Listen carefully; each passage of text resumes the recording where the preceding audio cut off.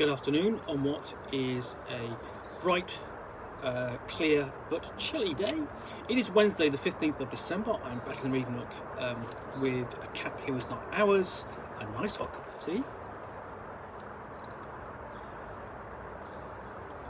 and some parcels which I am unboxing and chatting about. And the next thing I'm going to unbox is out of this big box. Now this big box has come across from the US via my friend Keith, because essentially there were a whole load of books I wanted shipped across, but they were going to cost me a little bit too much coming one by one. So he collated them into one big box, and going via pirate ship, they came across nice and quick and at a reasonable rate, given that there's £16 of content in this box. So thank you very much, Keith. I do appreciate that. But what I'm going to look at next is this Tome of the Pale Crow, a bitchin' bestiary. Now I'm not entirely happy with the subtitle of a bitching bestiary, because but nevertheless we have basically what is an owlbear on the cover there. Nice bit of artwork on the back, and this is from Severed Books. I can't remember whether I'll back this one, but anyway, is essentially this is Tomb of the Pale Cow, a bitchin' bestiary of beasts suitable for use in Lost Tomb of the Bitchin' Chimera and other RPG adventures. And then just so you get the language, we have on the inside life. Yep.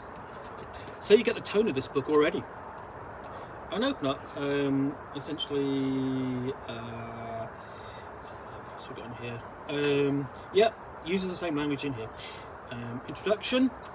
Buried deep within the lost tomb of the Bitchin' Chimera, there exists a legendary book of profound power and questionable taste, the Tome of the Pale Cow.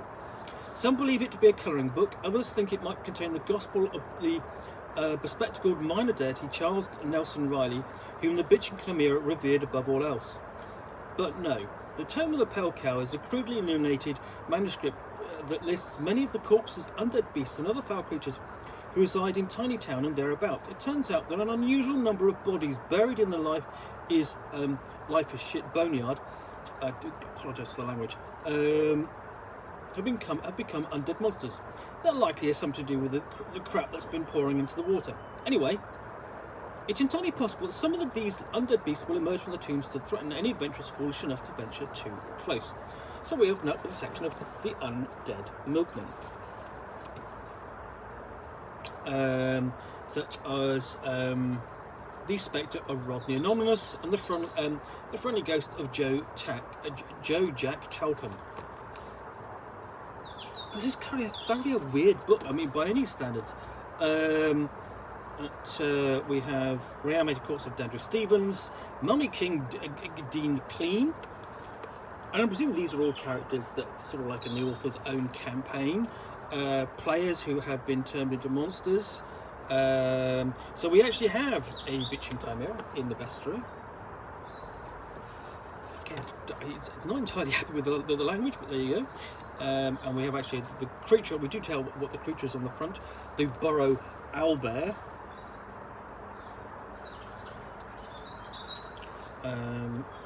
So before we get into the orc. And rock gull. No pictures of the orcs. Let's have a look at the big time operators. So I do like. I mean, there's a lot of space in this, and some people go, "Oh, just waste of space." But the thing is, it kind of let the art basically breathe as much as whether or not you like it or not. You know, so we have Dwarven Zombie Kevin, Clarence Hutchinson, and Erica the Ghost, complete with illustrations, and they all kind of work. For what they are.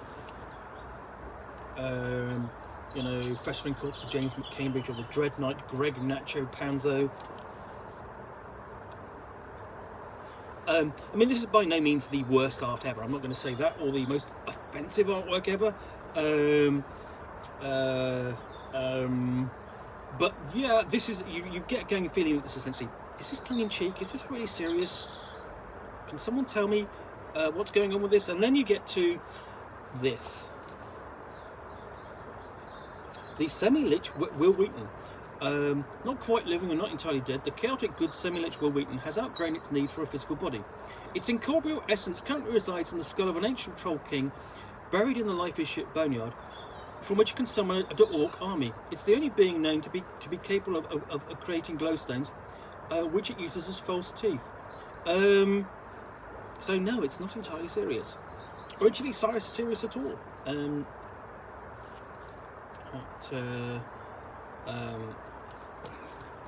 So we have the slow-moving wraith of Gabriel Bell, complete with his own cat, the undead witch warrior Gratefullian Mathrok, Order of the Pale Cow, all that's left of Joe Wood.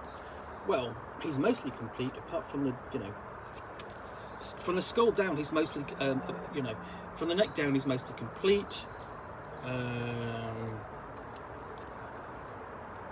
I'm just showing the artwork because it just was absurd. This book is actually absurd. Chattering John McGee, Cracker the Magnificent. Yes, there is a whole running thing of people with parts of their skull missing. Creepy Crawley, Sarah, Five Hopkins, and Dead and Dying Scotty. Oof.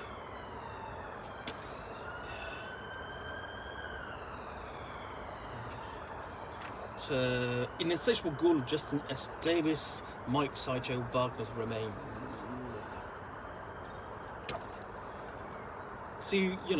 So, whether or not people have sort of signed up on the some kind of Kickstarter to be in the book, I don't know. I know nothing about this book. I'm literally looking at it for the first time, but it's obviously a very modern book because all the people are wearing glasses and have beards, and I mean, you know what I mean. It's they all look very modern. So much as the rot grub infested remains of Paul M. Cobb. Yeah. As a player character, my least favourite monsters are rot grubs because there's almost nothing you can do about them. Anyway, so lots of skeletons and skeletal vestiges of skeletal vestiges of Dan Kiss. And then finally we have the undead wizard John Puddlescum Finnegan. Before we get on to other tiny townsfolk, which are Mark Rabuck's Happy Skeleton. Only just happy, I would say there. The few scraps of clothing adhering to the bones of the mostly intact skeleton appear to have come from a superhero costume. It carries a lit candle that never melts or goes out, and which it uses to make silly shadow puppets on nearby tombstones. So yeah, not serious at all. And then the gelatinous Joe. This somewhat jellied head of gelatinous Joe floats inside a knee-high gelatinous cube. Adventurers bold or foolish enough to put their ears close to it might hear him muttering something about some cataclysmic Final Fantasy he is planning.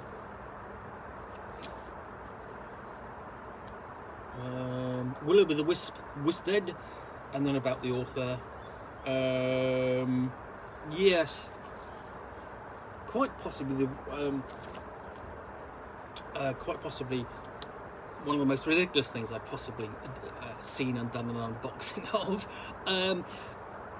Can't take it seriously, and I'm not entirely sure you're meant to. Whether it is actually a colouring book is another matter. I don't think it is, but you could.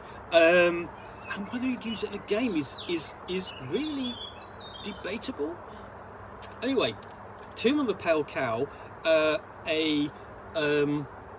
bitching bestiary. From Severed Books. Anyway, quite the oddest thing I'm probably going to unbox in a while. If you've enjoyed this unboxing in a Nook, then please do click that like button down below. And of course, if you've got any comments or feedback, I appreciate you taking the time to post those. And lastly, if you want to be alerted to yet more unboxings in the Nook, where you will see me with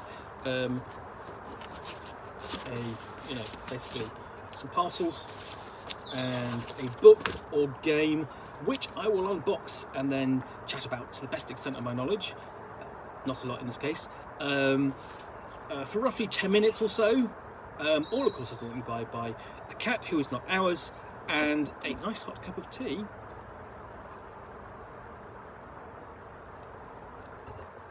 Then please do hit the subscribe button. Thanks again for watching. I'll be back again soon with another unboxing in the Nook. Bye for now.